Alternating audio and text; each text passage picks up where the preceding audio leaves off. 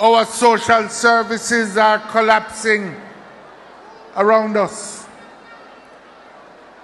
More than 50% of our students in school, after all the effort that you as parents make to find lunch money, bus fare, uniform, everything, more than 50% of the students come to an end of high school and don't meet the minimum qualifications passing exams. Things can't go on that way.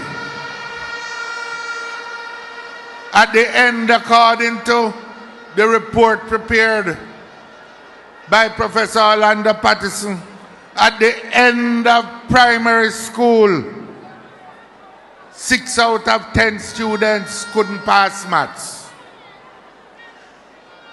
As a country, we have the second highest murder rate in the world.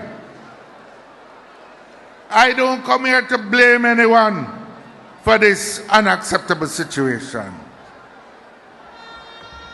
There is enough blame to go around. I will take my share if I need to. But I am not so much concerned about the past. I am concerned about the future. And I believe that the People's National Party is and must be an essential part of rebuilding that future and securing a better future for the Jamaican people. It will require a mobilization of the nation, such as that which the PNP undertook in the 1940s and 50s that led to independence and ushered in modern Jamaica. The party will need to go through the highways and the byways, in the community centers and the school rooms and the church halls with its vision. We will need a new generation of volunteers and patriots to take up this mission. We call on the young people, as them say in the good book, call upon you because you are strong. Now is your mission. You will have to instill a new patriotic fervor, a new spirit of community where each one will teach one, and not a country where each one kill one. Jamaica is better than that. We can do better than that as a people.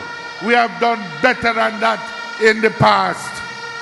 So let this 84th conference of the People's National Party proclaim that today at this conference a new foundation has been laid here as we step up to the mission to build a Jamaica that works for all the people. Time come, comrades, one and all. Time come, one love, one heart, until we meet again.